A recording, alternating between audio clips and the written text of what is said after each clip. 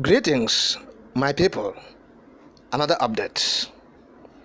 UK appeal court to hear Nnamdi Kanu'S case. That is what is happening at the moment. That's the court of appeal in the United Kingdom will hear the case of the leader of the IPOB, Nnamdi Kanu, barring any last-minute change. Now the court is scheduled to hear Nnamdi's extraordinary rendition appeal on June 22 this year. That's 2023. Our lawyer Jimako disclosed this. According to our lawyer Jimako, let me quote: In an initial order, the court ruled that the grounds of appeal raise important issues. The appeal will be heard on June 22, 2023. Kudos to Kanu'S family and my colleagues, the Bindmans. End of quote. Of course, you recall that the leader of the IPOB, Nnamdi Kanu, was abducted and criminally extraordinary renditioned to Nigeria. First of all, he was tortured in Kenya for 1 week.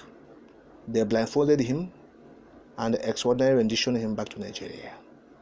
They languished him in DSS dungeon for 2 years now, running.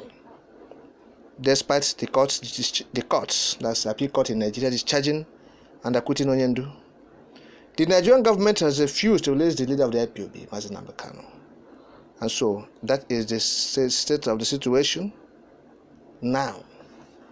And the leader of the IPOB has been telling the world that he is innocent of all the criminal charges leveled against him. The court in the Nigeria, the appeal court, accepted it and said, yes, you are innocent. You can go. Government, compensate, apologize. Where are we since then? Nobody is listening. Adamant, intransigent, and a strong government of Nigeria. So now the UK court will hear it. The UK appeal court will hear this case. Of course, you know what is happening in the UK, talking about Nnamdi's case. The Bidmans has been challenging the UK foreign ministry for refusing to do the needful, to wade into their citizens' matter. Nnamdi Kanu is a citizen of the United Kingdom, and it is expected that the UK government should intervene in his case in Nigeria, that extraordinary rendition case. The family of Nnamdi has been working with the Bidmans in UK to ensure that the foreign ministry, the UK foreign ministry, do something important, and that is the right of the leader of the IPOB as a citizen, that the country will intervene. But that we have not seen. We have not seen. Even the court has ruled that the government of the UK is supposed to have intervened. And so now this is extraordinary rendition case the UK appeal will hear. They will listen to it, they will entertain it, and then will know what they will say about it. Whether after they must have seen the need that the leader of the IPOB was extraordinary renditioned, he was tortured in Nigeria. That's the court in Nigeria that have affirmed it. Then the UK court now will not say, oh, we have seen the truth, and they will direct their government to do what they're supposed to do. That is what we are saying. Okay? But we are not hoping that Nnamdi will stay till June 22, because that is when this case will be heard. But Nnamdi will come out then the case will continue, because it won't stop. The case won't continue because the UK must say something about it, though Nnamdi has come out.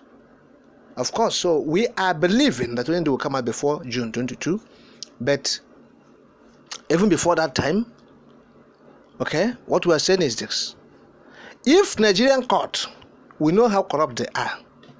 The whole world is aware that Nigerian judiciary is corrupt. Even in that corrupt, they still have the understanding, the capacity, the capability, the willpower to state the truth, to deliver justice. How about the appeal court in UK? So we are not expecting anything less in UK. We believe that they will do what is necessary before the law. Okay, so they will adjudicate without fear nor favor. Yes. So that is what we are saying. So that is what is happening at this moment. So we are moving forward. It's a case of winning. It is the government that has put themselves on a very serious start corner that is losing. Because they will think that they are doing Nnamdi Kanu, they are doing IPOB, they are doing the Igbos. They don't know that they are doing themselves. They are the ones doing themselves. And whatever they are doing, it will have serious consequences. The actions will boomerang. It will have serious and dire consequences. So what we are telling the world is this: they should realize that whatever is happening in Nigeria today will affect will affect other African countries if not properly handled. That is what the world is supposed to understand. Yes, the position of Nigeria in Africa, particularly in the West African sub-region, puts Nigeria in a state whereby whatever happens to it will affect other countries in this sub-region. That's what the Europeans and the Americans are supposed to have at the back of their mind. So the case of Nnamdi Kanu today, it is him. Tomorrow it will be another person. So we believe that they should do the needful. Before now, they should have compelled the government of Nigeria to obey their own courts. We are talking about the United Nations Human Rights Working Group on Human Rights declaration that Onyendu is free of all this nonsense they call charges. We are talking about their own courts. We're talking about their own courts. They should have told them to obey their laws. But that they have not done. So this time around, we are hopeful. So our people, there's no point being despaired or dispirited. There's no point. The legal team, they are working round the clock. The bidmans, the chief Michael Sekoma and his own team in Nigeria, okay, even the US lawyer, Bruce Fein, they are all doing greatly well. They are pushing and firing from all cylinders. Yes. So let us encourage them and believe that tomorrow will be better, because the government of Nigeria, we know they have no case.